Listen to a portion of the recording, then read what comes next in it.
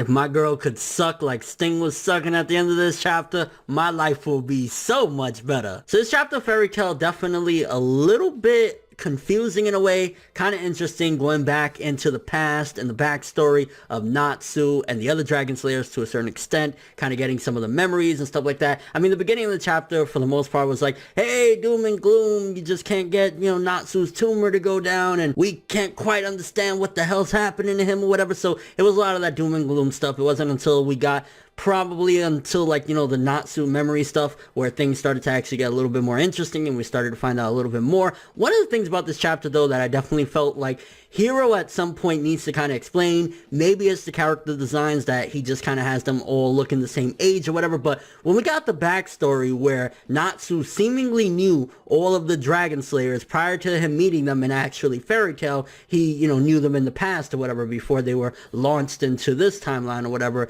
you see that Wendy and the other Dragon Slayers kind of look the same age as Natsu and them or whatever, but you gotta remember, there was a 7-year time skip in between, Tenro and the following arc, Grand Magic Games or whatever. So Natsu essentially would be 7 years older than Sting and Rogue. And Sting and Rogue, if anything, would be younger than all of them, something like that. Like, it just feels a bit convoluted. Again, it could be because of the character designs or whatever, but something doesn't add up because of, again, the fact that our main cast weren't aged for those 7 years. So I think it mainly has to do with Sting and Rogue or whatever, that, like, their age just doesn't add up, because in the backstory, you see that Sting and Rogue looked up to Natsu and shit like that, similar to how they looked up to him in, our timeline, which things kind of coincide the same way with what happened in, their timeline, whatever. But you see that they kind of look that age, so it's kind of weird, the whole process with that. Again, it could just be a plot hole, or it could just be that the character designs, they look like that, but in actuality, there's a big age gap, because seemingly Natsu and Gajeel and them are 7 years older than Sting and Rogue, because again there's a 7-year time skip and they look about the same age now, so there's probably a 7-year gap there. But that's not a big deal, honestly. Again, it's a discrepancy, probably a plot hole, but nonetheless not a big gigantic thing that's ruining the story, because Hiro will be doing that by himself. Oh, you're a Fairy Tail hater, shut the fuck up. One of the biggest things we got in this chapter was getting to see Natsu and his parents and Zeref before the whole tragedy that killed the three of them. Of course, besides Zeref or whatever, you see Natsu's father and the father looks like Natsu, the mother looks like Zeref, and again, this was all before tragedy struck. Now, the tragedy that struck was a dragon. Could it be Acnologia? That's one of the questions that already arises from that. Was it Acnologia? Was it a different dragon entirely? Could that be one of the motives why Zeref just really doesn't like dragons like that? Again, it's questionable because he did befriend the dragon at some given point with Dragneel and trusting, Natsu and them to Dragneel or whatever, but ultimately, I'm kind of curious if that was Acnologia. That'd be crazy if essentially Acnologia is the reason behind Natsu's parents' death and Natsu himself dying, and the fact that it's building up, Natsu, you're gonna die at some given point. I mean, again, with Fairy Tail, it's hard to take that serious. Simple fact that it's Fairy Tail, and we've seen this time and time again, the, you're destined to die bullshit never actually happens, but ultimately, well, okay, I take that back. Supposedly, Makarov is dead, but he's in a petrified state, and I wouldn't be surprised if at the end of this series he comes back. I'm just saying. But it seems as though this chapter was doing just that, yet again, building up that Natsu's destiny is he's going to die. Zeref tells him, you're gonna die soon, and I wanted to show you your full-on memories. Things got weird when Sting showed up, and he was like, oh, I'm going to show you the true identity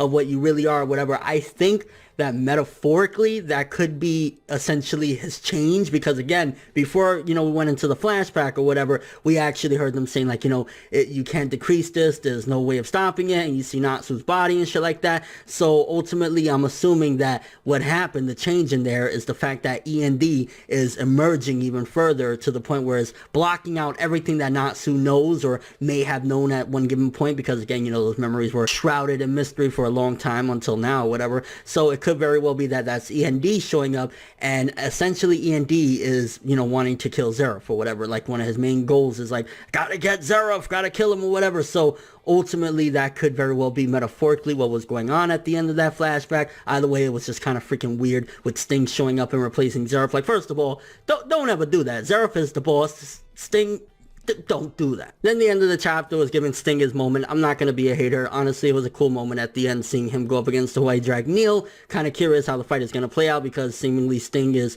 immune to the powers of the White Dragneel, even though he said, it tasted good, it felt good, whatever. Again, seems as though Sting can suck a fucking beach ball out of a garden hose, because the motherfucker, he took it in good. I just gotta say, him and Rogue must have been having some little weird games going on as they were growing up, especially in those 7 years waiting for Natsu and shit like that. They must have been having some interesting games. Okay, let me stop before people just, yeah. But with all that being said, interesting chapter, getting the, small reveal, even though I wish it would have had a little bit more interesting information regarding the parents of Natsu and Zeref. It seems as though they were just ordinary people, and it was kind of Zeref that became like a mystic special person after they died or whatever, because they just seemed like normal people. We didn't really get much info other than the fact of the way they looked, and of course that they died alongside Natsu at the hands of a dragon. So for what it was worth, it was interesting, but definitely could have explored it a little bit more. I don't know if we will explore it at some given point, or that was the extent of what we're going to find out about Natsu and Zeref's parents. So, I mean, honestly, I think the two best parts of the chapter, again, was the little bit of the flashback that we got, kind of understanding where Zeref's kind of hatred, again, if it's assuming, it's acnologia or whatever, okay, that's why Zeref, wants to do this war and take him out once and for all. Also, the stuff with Sting at the end against, the White Dragneel. It's going to be interesting to see again. The only reason Sting has a fighting chance is because he's immune to the bullshit of the White Dragneel, the white powers or whatever. So that regard is like, okay, it's not a BS fight or whatever. I'm assuming Sting is finally going to get his moment, because again, he's been built up like, he wants to surpass Natsu and shit like that. Especially the little line that he said at the end, I can already tell I'm not going to like you. You smell just like my good old friend Natsu. That's probably going to be like, okay, he got his ass kicked and he was showcased and, exposed to be a fraud. Natsu beat the dog shit out of him and his little boyfriend Rogue back in the Grand Magic Games. Never forget that. But I think this is going to kind of be like his moment, and kind of one of those things of like, okay, he looked like a bitch in the Grand Magic Games. He cried. He got his ass whipped. All that good shit. This is going to be the time where he's going to shine against the White Dragneel, which, if it's done right, if it's not just like, I love my friends, they give me hard-ons, so I'm going to beat you, then it can be good. So yeah, overall, I would say a good chapter, maybe 7.5 out of 10. I think it deserved a little bit more clarification. Again, what the fuck happened in the flashback sequence, the heart dream sequence with Natsu and Zeref turning into Sting. I was like, it was a nice transition into the next scene of in the actual world, Sting fighting or whatever, but what happened? So I guess I want to pass that on to you guys. For starters, what do you think about the chapter overall? How did you feel about the beginning, knowing basically the doom and gloom? Do you really feel the doom and gloom of the destined death of Natsu Dragneel, that he is just absolutely gonna die? There's no turning back. He's dying. That's it. Mwah, motherfucker's dead. Do you think that that's the case, or you just can't take it serious? I mean, again, we had Makarov's death recently, but first of all, it would have been so much more impactful if it was, done at the hands of Acnologia way back in Tenro. Just gotta throw that in there. Also, he's in a petrified state, so who's to say? I mean, I don't want to harp on this, but just real quickly to say, if his body would have been smashed and, down into pieces and like, stepped on and destroyed,